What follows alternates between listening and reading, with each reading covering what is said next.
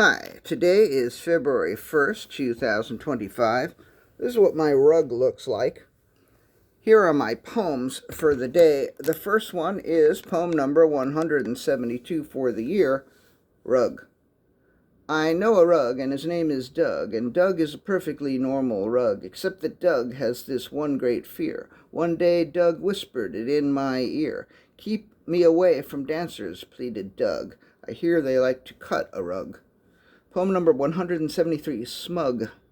I once knew a guy, and he was smug, especially smug for a guy named Ugg. That's right, that was this smug guy's name. But don't feel bad for him. It's not a shame.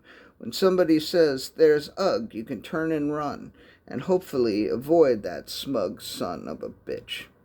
Poem number 174, Lug. Larry has a lot to lug, but he's pretty strong, so I think he can handle it. I will feel bad if he gets a hernia. It really is an awful lot to lug, but hopefully he knows what he's doing. He hasn't asked anyone for help, but that may have to do with his pride. Maybe he's never had a load he couldn't lug.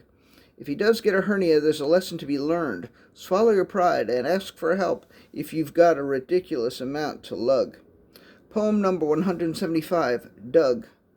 I can't believe how much Larry dug after having lugged such a large load. But it turns out he had to lug that load because he had to bury it.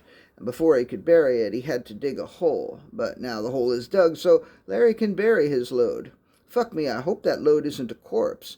I hope Larry didn't kill somebody. But if he did, I hope they deserved it. Poem number 176, Bug.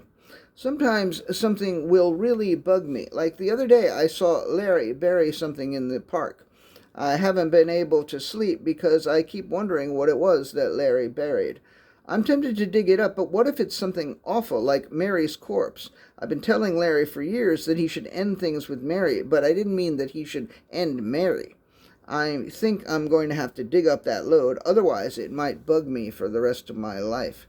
Poem number 177, Fug. I once met a fug named Tuli Kufferberg. We were on the same label for a while, and we met at a poetry reading that the both of us read poetry at. Tuli liked the poem I read, which made me very happy. After all, he was a fug.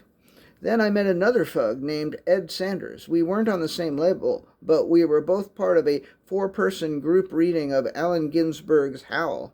Ed said he really liked the way I read Ginsberg, which made me very happy. After all, he was a fug.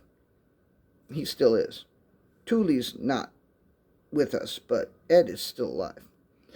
After Tuli and Ed, I never met another fug, but if I do, I'll let you know.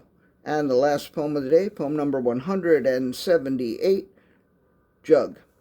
I dug up the hole, and now I need a jug of something, or at the very least a mug of something. I don't even want to tell you what I saw. Oh, Larry, how could you? I mean, if it had been Mary, it would have been one thing, but this is so much worse. I suppose I could tell you, but then Larry would have to kill you too, and then he'd have even more blood on his hands. I think I'm just going to sit here and pour mug after mug from this jug until I forget what I saw, or at least until the shock wears off. I got so caught up in all of this, I forgot to say hello to the new month. Hello, February. I'm sorry to be meeting you under such unfortunate circumstances, and I can't chat just now, as I have several mugs to drink from this jug. All right, that's it. Thank you. I appreciate you.